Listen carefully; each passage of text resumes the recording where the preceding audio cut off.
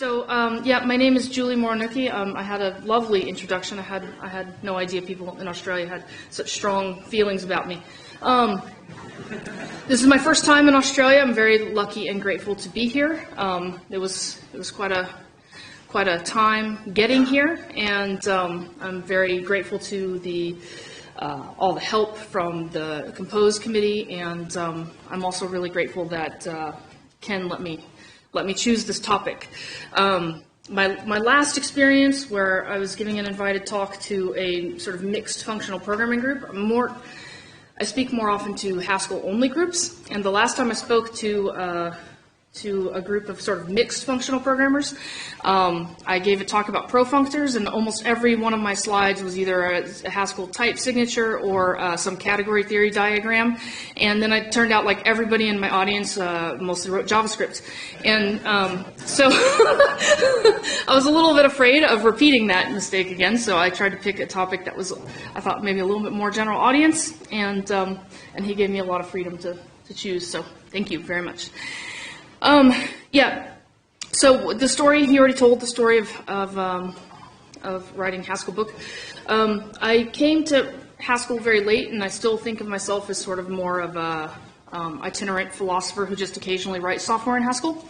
Haskell is my first language, my first programming language, and really to a large extent it's still my only programming language. I haven't felt a great need to move away from it yet. So I still think and talk a lot about the kinds of topics I'm going to talk about today, because this is what attracted me to Haskell in the first place, were the kind of overlaps that I saw between Haskell as a programming language and research I had been doing in linguistics, and some philosophical and logical issues that also interest me. So that's why I came to Haskell, and so now you're going to hear more about it. Okay, so you're all familiar with the phrase, the unreasonable effectiveness of mathematics in the natural sciences. Is everybody more or less aware of that? Okay, so there's a famous paper about how mathematics has been unreasonably effective at understanding the universe through the natural sciences, and even some things that mathematicians have come up with that mathematicians didn't particularly have a big use for, have been found to be useful in describing certain aspects of physics, right? And so I want to talk to you today about why mathematics is so effective, and it is because of metaphor, the often dismissed metaphor. Okay, so we're going to start off with a little exercise, and this is one of my children's books. I homeschool my kids, and this is one of the books that we have used for math. I thought my kids would be starting to outgrow this, but we still use it, even though my kids are now 9 and 13. So this book is really to teach a lot of concepts, particularly in geometry, but it's more about teaching mathematical reasoning.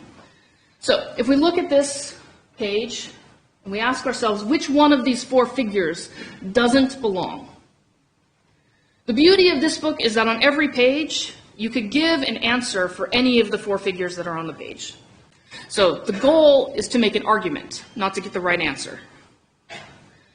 All right, so who wants to start off? Yes? The bottom right has curved lines. The bottom right, because it has curved lines, and all the other ones just have straight, right? Or the one that's not enclosed. The one that's not enclosed, sure. The bottom left, because it's open, and it's the only one that is. Yes? Top right, 4 corners. Top right has 4 corners, right? We got this quadrilateral guy just in there with all these sort of triangular things, right? Anyone else? Yes? Top left has a right angle in it? Top right has a right angle in it, okay. But the top right does too, right? So there's one thing about the top left one that's so obvious. It's the only one that's actually a triangle, right?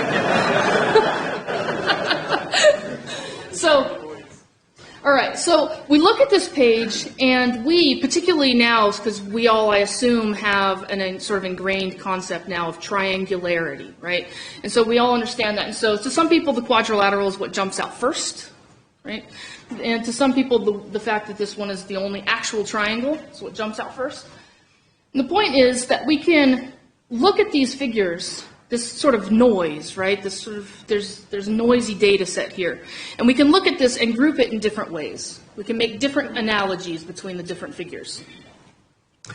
Now, which analogies, because the first thing that kids always ask is which properties matter, right? When we're talking about these, which properties of these figures matter? So there's a context in which any of those properties might matter, right? If we look at this page, this is one of the first pages in the book, so it's one of the easy ones, right? There are some obvious ways that if, for example, if our concern was color, we'd have a very obvious grouping here, right? If our concern was size, we'd have another very obvious grouping, right? So the context matters to a certain extent for what properties matter for the analogies that we make. All right, now take a look at this one. Which one of these doesn't belong?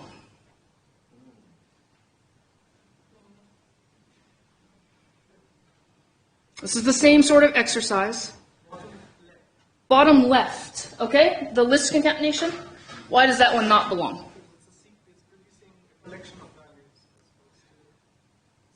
Okay. I will accept that. It's also not commutative. Very nice. Okay. So the list concatenation doesn't belong, but how about, are there any others we could pick out as not belonging here? The bottom right. Okay. Because the value on the right is one of the values on the left. And that's not true of the others. Okay. No, that's also true of the top left. Oh, yeah, it is. Also the bottom right, it's the only one that doesn't work with numbers. It's the only one that doesn't work with numbers, right? Yes? Top left, because depending on what kind of numbers we're looking at, it might only be a semigroup model. Right. So that you can make the argument that maybe this doesn't have any kind of sensible identity, right? Yep. Anyone want to pick the top right?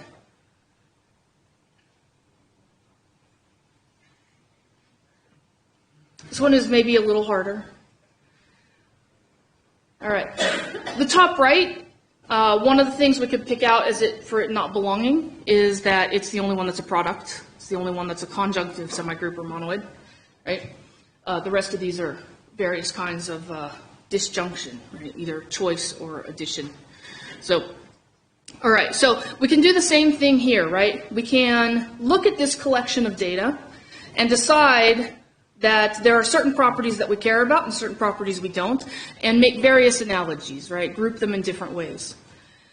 On the other hand, in Haskell at least, we can also rewrite all of those with the same operator. Because in another context, what we care about is the fact that they all share something in common. And as we were talking about triangularity with the first slide, maybe now we can be talking about semigroup parity. Semigroupness, semigroup-olness, I don't know what the right word is for that. So I do have some new type wrappers here so that we can get the proper behavior of the append operator. But these can all be written the same because at a certain level of looking at them, they are all the same. Right? They're all the same kind of thing. Okay, so in particular, since I came into the programming world, right, there seems to be a lot of talk about metaphors and how metaphors are not really good ways to explain things like monads, right? You hear this a lot with things like functors and monads. And people complain that metaphors don't scale well, right? If you develop some sort of concrete intuition for something, it's not going to give you a jumping off point to understand anything more abstract. And I'm here to argue that, in fact, metaphors scale extremely well. They just scale extremely well in ways that we no longer think of them as metaphors. So we're going to be talking about different kinds of metaphors and what they do for us. All right. So in all the data sets that we looked at in the 4 slides, right, of the things that picking out something that doesn't belong, we have a sort of noisy data set, right, and we're trying to find the analogies. We're trying to make the analogies. And a lot of people dismiss analogy and metaphor as a poetic device, but this is from a stanza from my favorite poem called The Idea of Order at Key West, which is all about the ways that humans make order in the world. And so I've put this here because the ocean makes noise, but she, the singer, she makes music. The world is noisy, but we make music. We make order in it. Okay. When we are born, we have certain innate capacities to start to make sense of the noisy world that we're born into. One of them is we have some innate sense of grammar. I'm not going to be able to go into this very much, but this was a big topic when I was in linguistics graduate school, and a matter of very hot dispute in the linguistics community even now.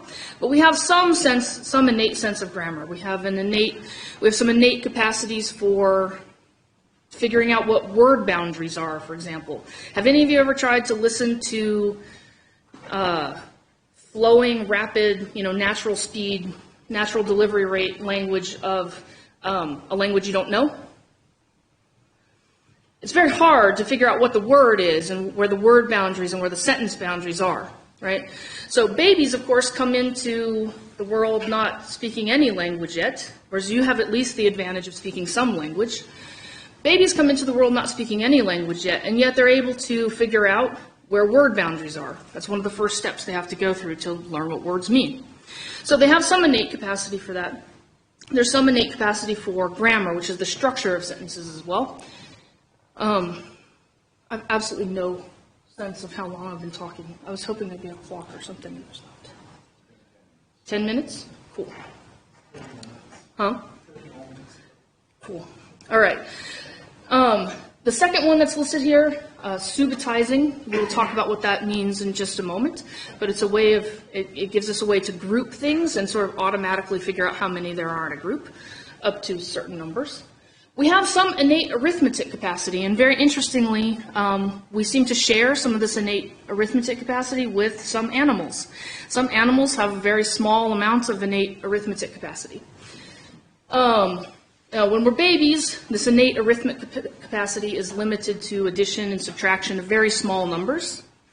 But you can do experiments with babies, and if there are, say, 2 stuffed animals sitting here, and then I put a little curtain or something here, and I show the baby that I'm putting a third one there, but I don't really. And so when I lift the curtain, there's still only 2. The baby will be quite surprised. That defies the baby's expectations. The baby expects for there to be 3. And those studies have been repeated, and like I said, to a certain extent, we share those with animals, some animals. All right, we also have sort of innate capacities for analogy and, thank you, for analogy and for metaphor. For analogy means to be finding similarities and connections between things, and metaphor, we're going to talk about quite a bit. Metaphor is closely related to analogy, but not quite the same thing. Metaphor is a way of actually structuring our thoughts about one thing in terms of another. Not just our language, not just the way we talk about a thing, but actually structuring our thoughts about a thing in terms of another thing. Okay, so this is what subitizing is. If I ask you how many red hearts there are, you don't have to count them. Probably. You're all adults. For babies, 5 is kind of pushing the limits, but particularly if I lay them out in this kind of pattern, this recognizable pattern, you just instantly know that there are 5. You don't have to count them. You see a group and you know how many are there. If I ask you how many purple hearts there are 4. You don't have to count. That's what subitizing means, and it is part of one of the innate capacities from which we build mathematics.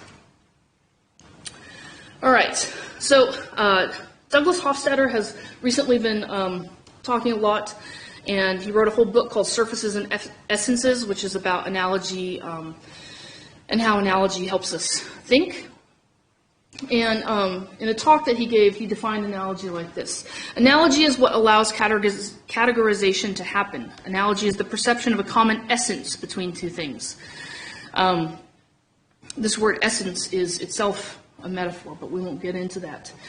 All right, so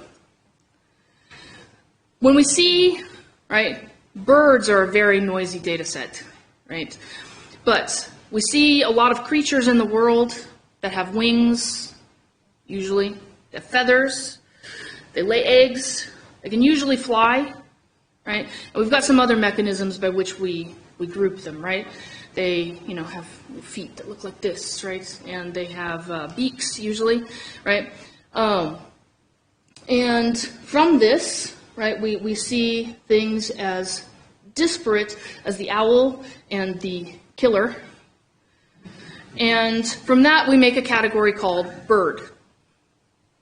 Now, when we make a category called bird, we don't necessarily then just see every bird is the same. And we know from linguistics experiments, for example, that there are prototypical birds and less prototypical birds. The killer bird earlier, that would have been one of the less prototypical birds. And chickens are a little bit less prototypical, and for, I think, a variety of reasons. One of them is that many of them don't fly, right? And they're not sort of known for flying. So that kind of breaks one of the analogies that we've drawn with all the other birds, right? So things that are more prototypical in their category are things that don't violate any of the principles by which we group them, right? And things that are less prototypical violate or questionably violate one or more of the principles by which we've grouped them. And we sort of grudgingly let them into the category, right? So grudgingly we admit that a chicken or a penguin is a bird. We may not like it, right? But grudgingly we will admit them. All right. So that's analogy. That's how we do that. That's how we make those groupings. Metaphor is is being able to understand and experience one kind of thing in terms of another. Now, when I was talking about how people think of metaphor as a sort of poetic device, people also think of it as a merely linguistic device. They think we're just describing one thing in terms of another. But actually it's been found, and George Lakoff, the Lakoff here, this quotation is from one of his first books called Metaphors We Live By, which is a fantastic book, and if you're curious about metaphor, I highly recommend it. It's very readable. He's also written another book called, with Rafael Nunez, called Where Mathematics Comes From, which is obviously is a lot where my talk is coming from. So, cognitive scientists and linguists have shown that metaphor is not just a linguistic device, that the language we use, that the metaphorical language we use, comes from the ways that we structure our thoughts about things. So the metaphorical structuring of one experience in terms of another comes first, and then the language we use follows it. Okay, so this is, I don't know why I keep looking behind me, it's the same as on my screen. This is a rough idea of how conceptual metaphors start. So again, when you're a baby and you have some innate capacities to understand the world, some of the first things that you have, in addition to your ability to subitize and to do some very small arithmetic, is your ability to start understanding your body and other bodies as they relate to each other in space and as they relate to physical objects, right? Babies spend a lot of time crawling around on the floor, right, and trying to pull themselves up and putting things in their mouths, right, because they're trying to understand the relationships between all of the sensory experience that they're getting. So on the left, we have a source. It's called a source frame.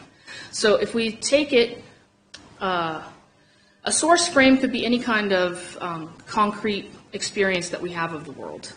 And the target frame then would be some sort of at least slightly more abstract thing that we are trying to understand.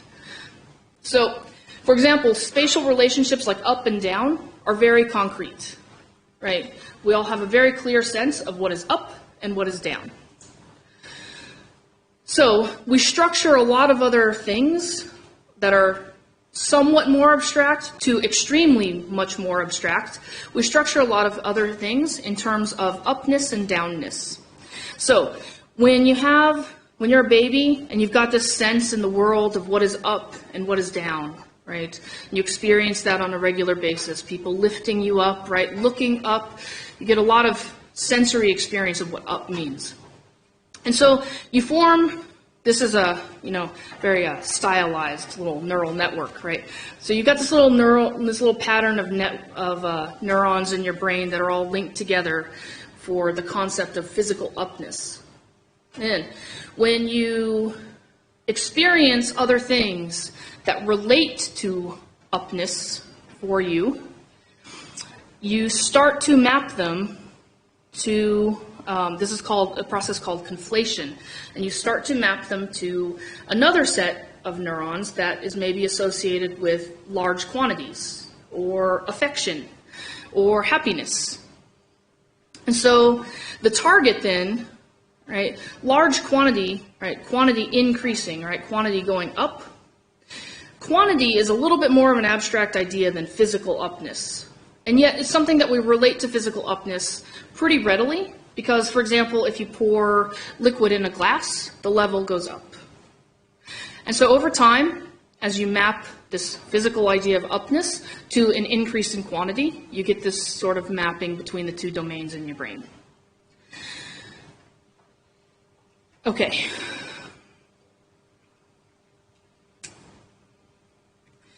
All right, so a conceptual metaphor is a grounded meaning it's grounded in something concrete, inference-preserving, cross-domain mapping. The inference-preserving is really important, especially when we start talking about mathematics, so we'll come to an example of what exactly that means. But that's a conceptual metaphor. It's a way that we structure an experience like quantity or happiness in terms of some physical sensation or physical experience in the world. So one thing that's really important to understand about conceptual metaphors is that they have to be coherent and consistent. Or that they are coherent and consistent. They don't have to be, they just are, because the structuring comes first and then the language follows. So when we describe our mood, for example, as being up, or our mood as being down, that comes with a sort of set of entailments, right? It means that even if you're happy, your mood could go up, right? You could become ecstatic, right? If you are feeling a little low, you could reach your nadir, right?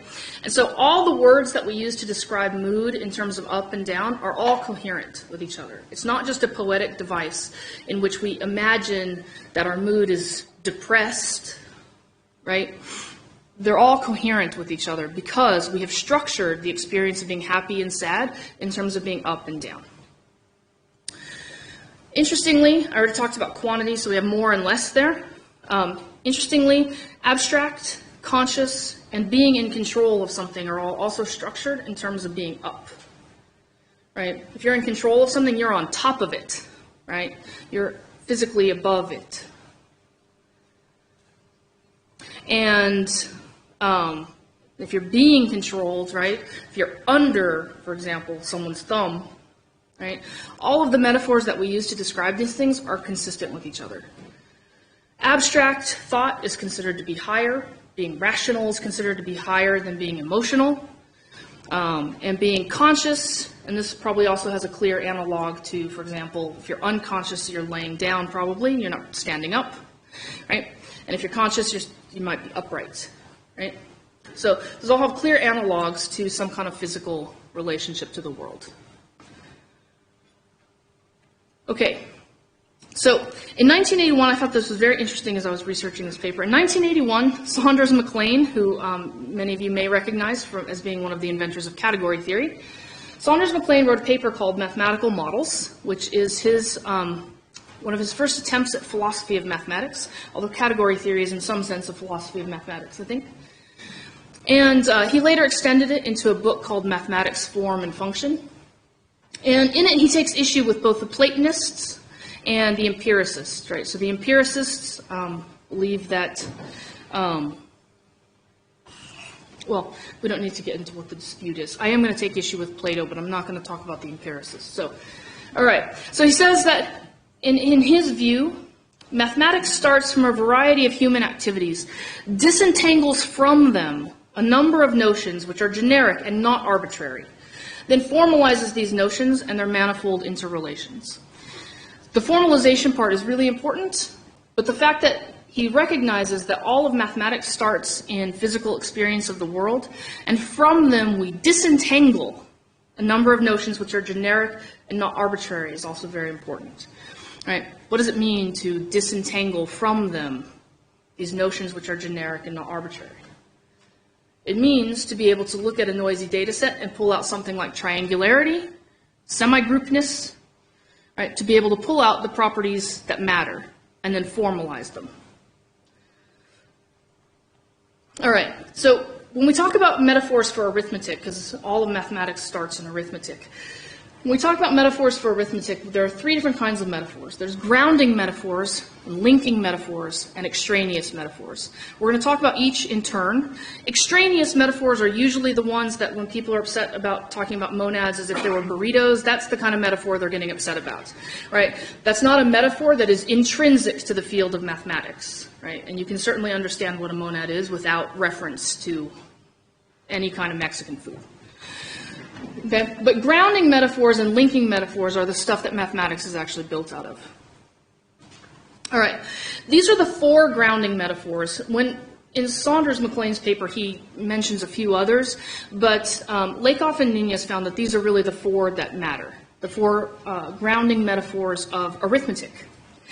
So first we have object collection, and that's one of the earliest and most intuitive ways that we teach kids how to do arithmetic, right? Working with kids. For one thing, they've already got this built-in subitizing ability, which means they can already look at a small collection of objects and see it as a whole, right? They can look at a collection of 3 objects and just see 3. So that's their first concept of number.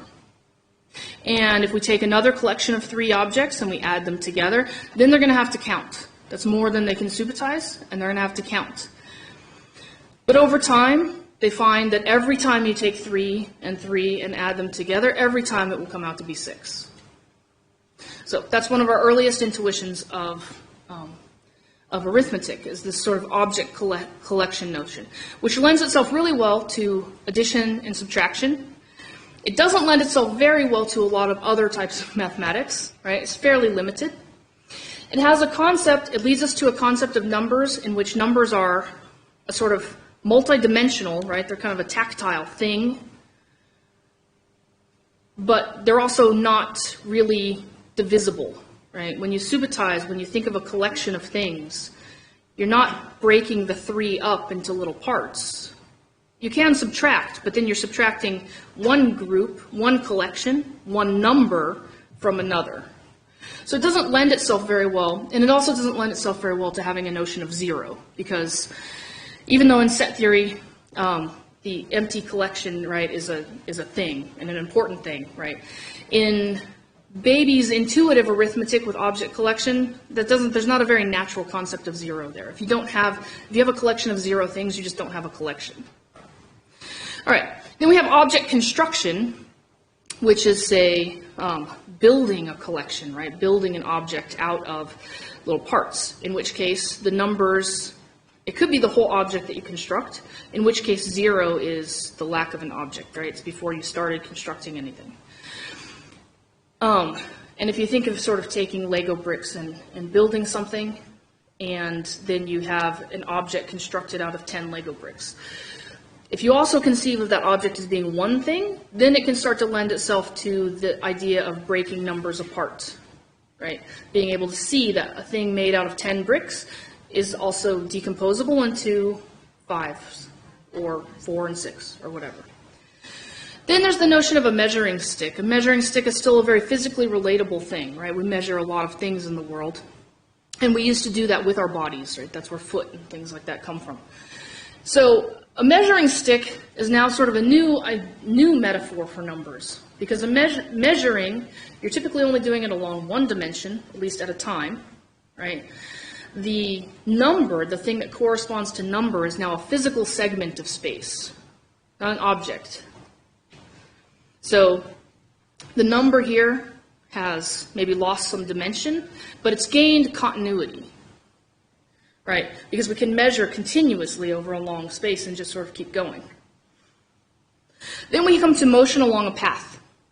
Motion along a path is related to the measuring stick, but it brings along some new cool stuff with it. For one thing, now there's a very natural notion of 0, right? That's your starting point, where you measured, from where you started walking along the path.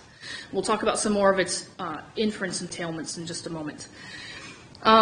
It also allows us to think if we are starting at 0, if we're at the 0 point of our path, Because paths have a sort of topology, right, where they can be expanded and shortened.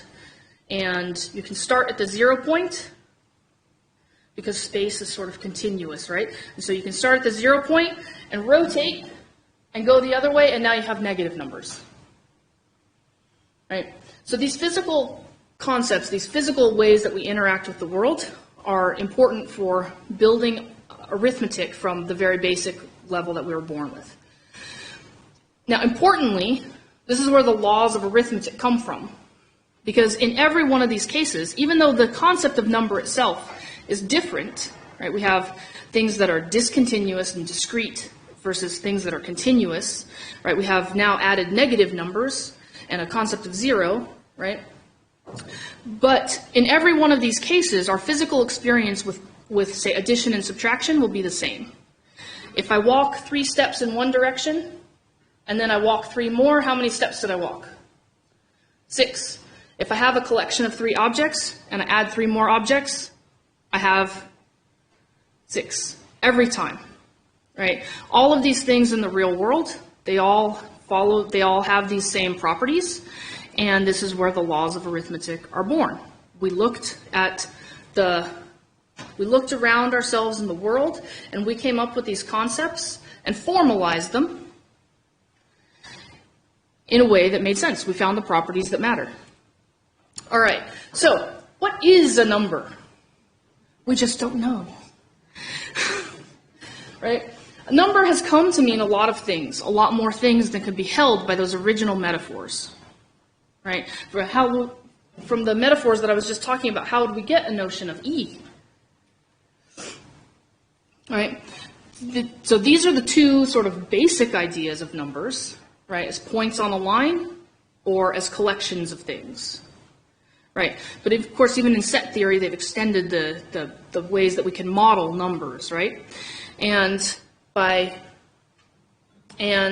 with the addition of another number line, right? Now we have 2 number lines, and that gave us a new way to think about numbers, right? And that gave us a new way then to think about geometry, and then it gave us a way, after we formalized it, to link it to algebra. So ordinary words convey only what we already know. It's from metaphor that we can get something new and fresh, right? What we already knew was the innate arithmetic that we were born with. Gradually, through a series of metaphors, we built a whole bunch of stuff on top of it, right? A whole bunch of new ideas of numbers. And by repeatedly applying metaphor, right, we get all these different conceptions of what a number can be. And number now means all of these things.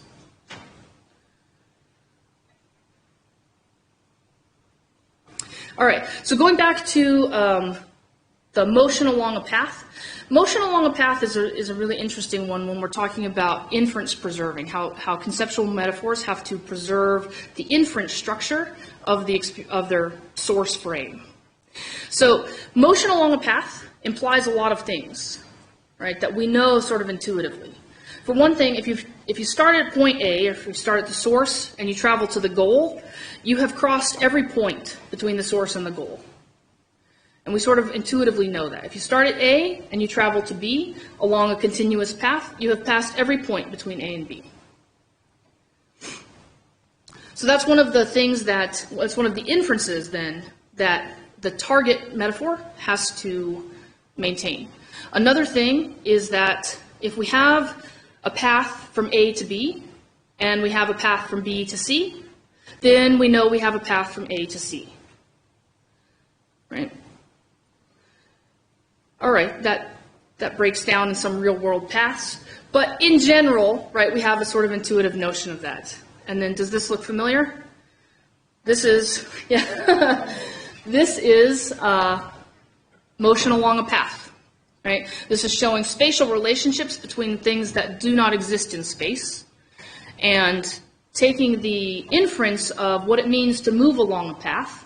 If you've got a path from one place to another, and that place to yet another, if you compose them, and then you can get a path from your source to your end goal. Right? So here we have spatial relationships between things that don't exist in space.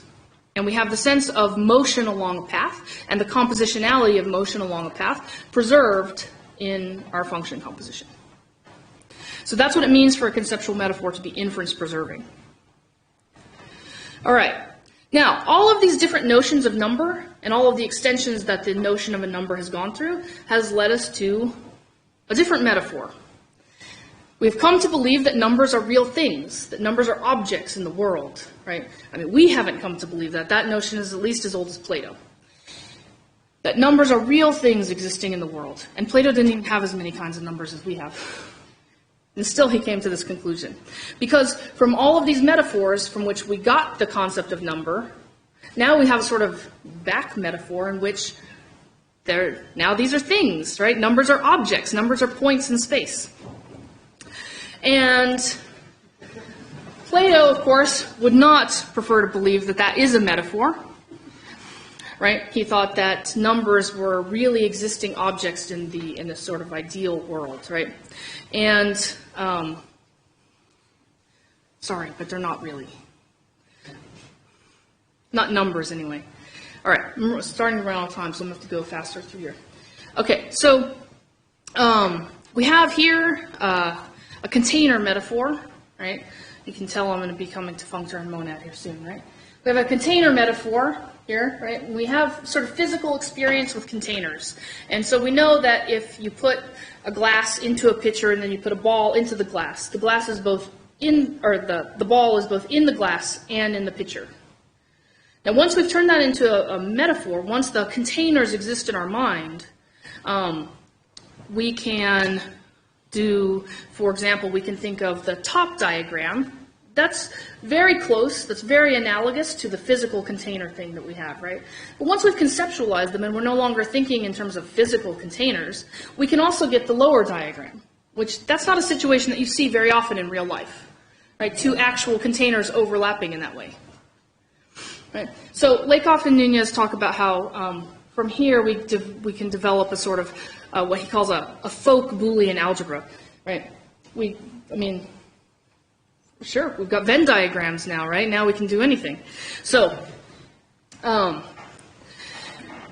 we started with that, and we sort of developed this folk notion of sets, and that was, of course, formalized, extremely formalized, and numbers then mapped to sets, addition and its identity mapped to a set operation, multiplication and its identity mapped to another set operation and its identity. They follow the same laws, right? These set operations follow the same laws. And George Boole came along, and he thought, wow, that's pretty neat. I bet I can do this with logic too. And so he did the same thing. Now this is what we call a linking metaphor, linking one area of mathematics to another, right? So when we're talking about analytic geometry getting linked to algebra, it's the same sort of idea, right? And from there, then now we have a platform from which we can discover all kinds of new analogies, right?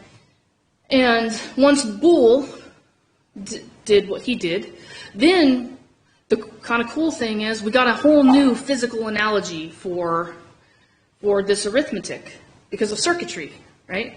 Now circuitry is one of the concrete metaphors that we can use to talk about, can use as a source frame to map to new metaphors.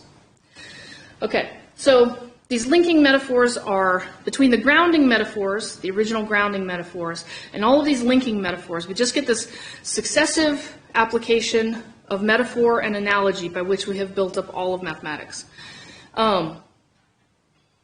Just like successive applications of analogy have led us to a whole bunch of new kinds of numbers, we've done the same thing but with fields of mathematics. And yes, monoid. So monoid came from linking arithmetic operations and the laws of arithmetic with set operations and with the operations of Boolean logic, right? Once we have those three, then we can generalize those, right? Once those have been properly formalized, we can now generalize those, much as we did with the birds, right? We can generalize those, ignore the differences, and invent this new word, this new fantastic word, to talk about what they have in common. just like semigroupness or triangularity, right? It's the same idea.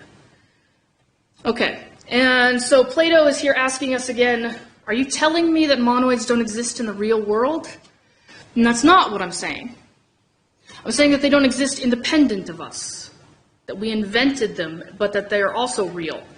So this dichotomy between objective on the one hand and subjective on the other is sort of a false dichotomy. There are a lot of things in the world that are neither purely objective, nor purely subjective. So mathematics doesn't exist just in your head. It's not just imaginary. It's what we call conjective or intersubjective. So the smiling faces here are subjects, right? These are people or other living things with minds, right? And there are some objects in the world. These green triangles are some objects in the world. And the ways that between the innate capacities in our mind, which are fairly objective and shared across people, across all humans, and even some animals, between those things and our formalization process in which we agree on certain definitions and we agree on certain properties that matter, right? We come up with a new kind of knowledge that is neither purely objective nor purely subjective, and it's what Habermas calls it intersubjective. Deirdre McCloskey, the economist, calls it conjective. John Searle, the philosopher, calls it, I think, institutional facts, right? And this includes things like language, which doesn't exist independent of humans, but it's also not just fiction, right? It includes things like money, right?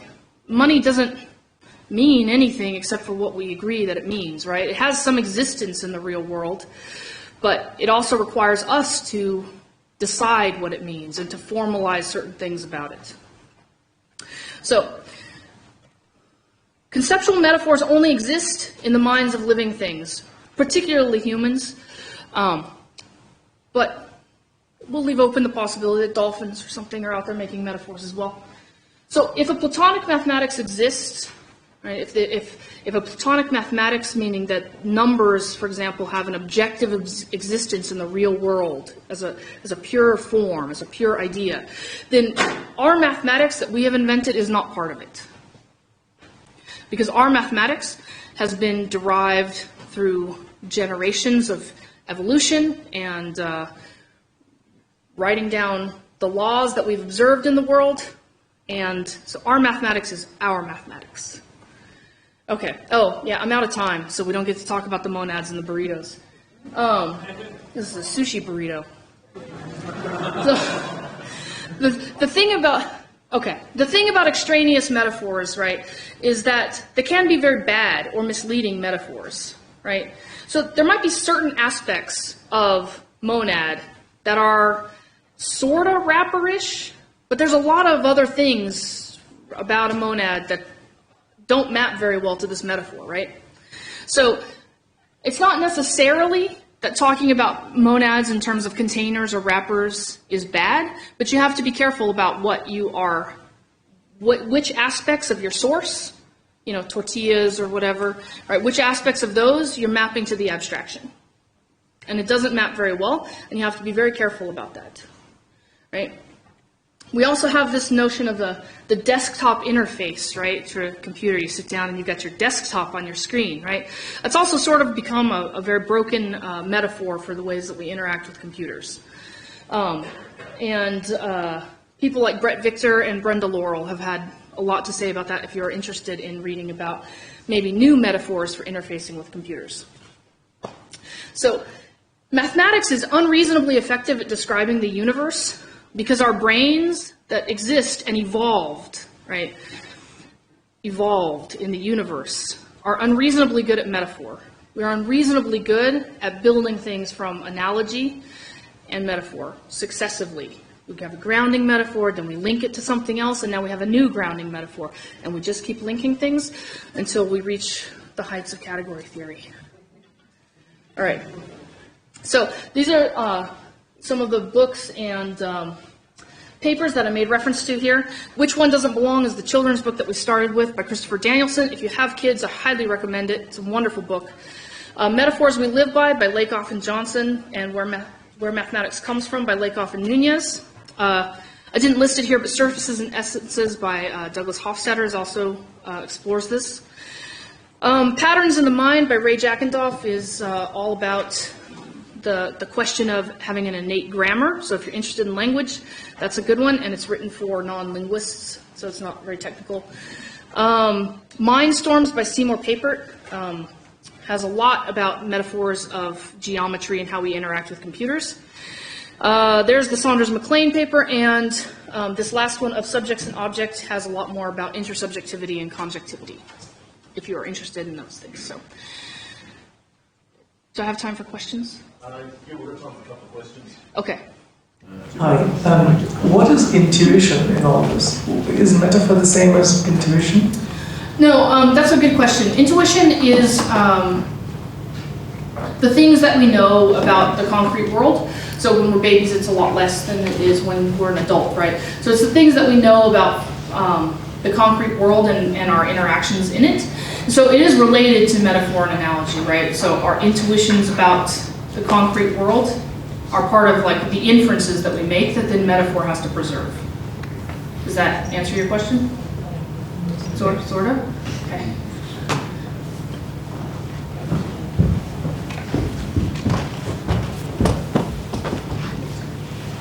Would you say that the thing that defines extraneous metaphor is that like the inferences are only partial for it, like that mapping? Yes. And that the value that they can have is like contingent on whether you can like say this this mapping fails, like you have to explicitly put out that disclaimer when you're using it. Yeah. And so when people try to like use an extraneous metaphor as a linking metaphor, that's when like all the problems happen. It fails, right? There are a lot of aspects of the structure of the source, for example, that it doesn't preserve when it gets mapped to the target.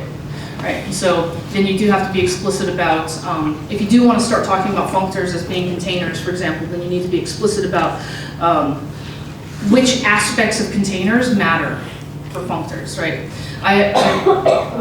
On Twitter, I've been very vocal about really hating the whole functors as containers metaphor, because I mean, I have a lot of reasons. It didn't really make very much sense to me when I was learning Haskell. And because there are so many ways in which, for one thing, I didn't know programming before, and so I didn't have already this programming notion of what containers mean, right?